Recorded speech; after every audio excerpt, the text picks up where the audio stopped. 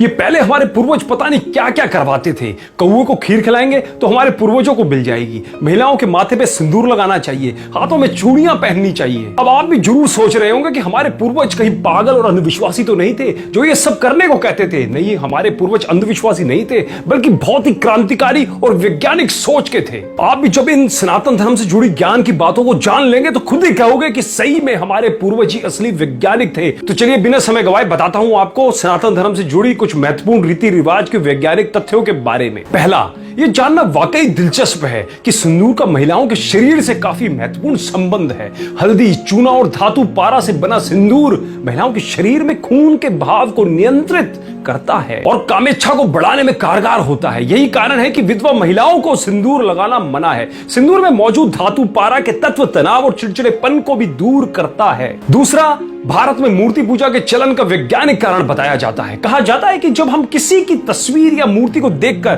प्रार्थना करते हैं तो पूरा ध्यान उसी आराध्य देवी देवताओं के ऊपर हो जाता है। मन एकदम एकाग्र और नियंत्रित हो जाता है। इसलिए भारत में आध्यात्मिक उन्नति के लिए मूर्ति पूजा को मानव जीवन का अहम हिस्सा माना गया है। तीसरा, हाथों में चूड़ियां पहनने का भी दिलचस्प वैज्ञानिक कारण है। कहा जाता है कि कलाइयों में चूड़ियां पहनने से हाथों का ब्लड फ्लो ठीक हो जाता है, साथ ही चूड़ियों की वजह से ऊर्जा भी नियंत्रित रहती है। चौथा, मंदिर ऐसे स्थानों पर बने होते हैं जहां पर उत्तर और दक्षिणीय ध्रुवों के चुंबकीय और विद्युतीय बलों के कारण सकारात्मक ऊर्जा भरपूर मात्रा में होती है। मंदिर के मुख्य मूर्ति ठीक बीच में स्थापित की जाती है। इस जगह को मूल स्थान या गर्भगृह भी कहते हैं जहां मूर्ति की स्थापना होती है। उस स्थान के नीचे वैदिक मंत्रों से लिखी तांबे की धातुएं रखी जाती है। तांबा धरती के चुंबकीय बल को अपनी ओर आकर्षित करता है। इसलिए जब कोई नियमित तौर पर मंदिर में जाकर परिक्रमा आदि करते हैं तो तांबे के इसी चुंबकीय प्रभाव के कारण शरीर की नकारात्मक ऊर्जा भी धीरे धीरे सकारात्मक ऊर्जा का स्थान ले लेती है।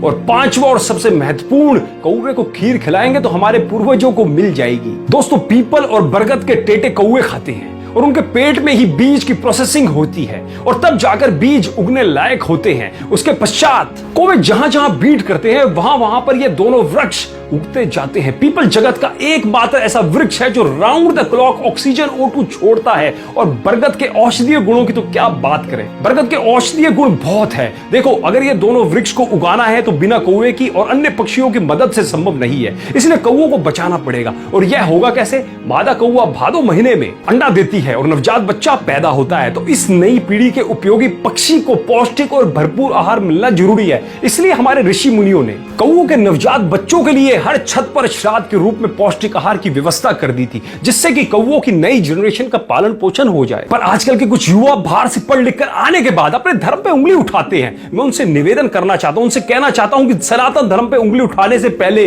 सनातन धर्म को जानो, सनातन धर्म को पढ़ो, फिर उस पर उंगली उठाओ। जब आपके विज्ञान का ABC भी नहीं था ना, तब हमारे सनातन धर्म को पता था कि किस बीमारी का इलाज क्या है, कौन सी चीज खाने लायक है और कौन सी चीज खाने के लायक नहीं है। अतः ज्ञान का भंडार है हमारा सनातन धर्म और उनके नियम। विदेशी शिक्षा पद्धति पढ़े और अपने पूर्वजों ऋषि मुनियों के नियमों पर उंगली उठाने के बजाय उसकी गहराई को जानिए। और आज तो विदेशी शिक्षा पद्धति भी हमारे वेदों गीतों का अपने यहाँ प्रयोग कर रही है। तो उंगली उठाने से पहले एक बार जरूर सोचा कीजिए। दोस्तों, मैं उम्मीद करता हूं कि इस वीडियो ने भी आपको जागरूक जरूर किया होगा। यदि किया हो तो हमें एक कमेंट के माध्यम से सनातन धर्म के बारे में आपके महत्वपूर्ण विचार जरूर बताइएगा। और इस वीडियो को ज्यादा से ज्यादा सबके साथ शेयर जरूर करें जो सनातन धर्म पर उंगली उठाते हैं, उनको भी सनातन धर्म के महत्व का पता चल पाए। चलिए अगले वीडियो में फिर मुलाकात होगी, तब तक के लिए धन्यवाद।